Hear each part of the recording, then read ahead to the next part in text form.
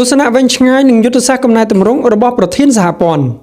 មួយការប្រែក្លាយកីឡាករឲ្យទៅជាធនធានអាជីពទស្សនវិស័យរបស់លោកប្រធានមិនមែនត្រឹមតែចង់ឃើញកីឡាករឡើងវាយយកលុយនោះទេប៉ុន្តែលោកចង់ឲ្យកីឡាករគុនខ្មែរគ្រប់រូបមានសុវត្ថិភាពសង្គមនិងកិត្តិយសពេញលេញការរៀបចំជីវភាពកីឡាករការព្យាយាមដាក់បញ្ចូលបសសគឺជាចក្ខុវិស័យវែងឆ្ងាយដើម្បីធានាថានៅពេលកីឡាករចូលនិវត្តន៍ឬជួបគ្រោះថ្នាក់ពួកគេមិនត្រូវបានបោះបង់ចោលលោកចង់ឲ្យអាជីពជាកីឡាករគុនខ្មែរជាអាជីពមួយដែលមានស្ថិរភាពដូចមន្ត្រីរាជការឬបុគ្គលិកក្រុមហ៊ុនដែរ 2. ការកសាងប្រព័ន្ធគ្រប់គ្រងតាមបែប Digital លោកបានមើលឃើញថាបើគ្មានទិន្នន័យច្បាស់លាស់សហព័ន្ធមិនអាចដើរទៅមុខបានឡើយដំណាភាពនិងទំនុកចិត្តការជំរុញឲ្យក្លឹបធ្វើបច្ចុប្បន្នភាពគឺជាការរៀបចំគ្រឹះនៃ Big Data សម្រាប់គុនខ្មែរនៅពេលសហព័ន្ធមានទិន្នន័យច្បាស់លាស់វាងាយស្រួលក្នុងការតាក់ទាញម្ចាស់ឧបត្ថម្ភធំៗនិងដៃគូអន្តរជាតិឲ្យមកវិនិយោគព្រោះពួកគេ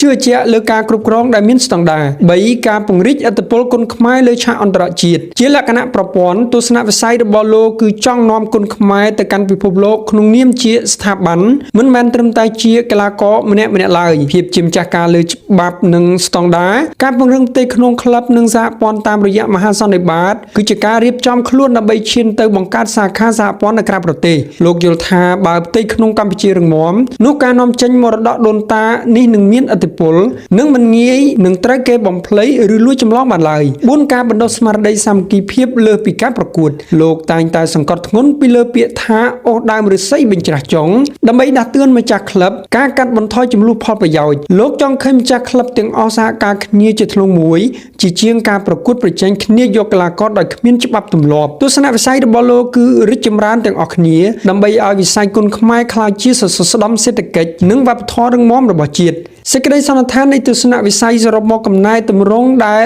អាដាមខៅឆាយកំពុងធ្វើគឺជាការផ្លាស់ប្ដូរពីការគ្រប់គ្រងបែបគ្រួសារមកជាការគ្រប់គ្រងបែបស្ថាប័នទំនើបទោះបីជាមានការលំបាកនិងការរៀងស្ទះនៅដំណាក់កាលដំបូងប៉ុន្តែនេះគឺជាផ្លូវតែមួយគត់ដើម្បីធានាគុនខ្មែរនឹងរស់រានមានជីវិតយ៉ាងរុងរឿងនិងមានតម្លៃជាសកលក្នុងរយៈពេលរាប់សិបឆ្នាំទៅមុខទៀត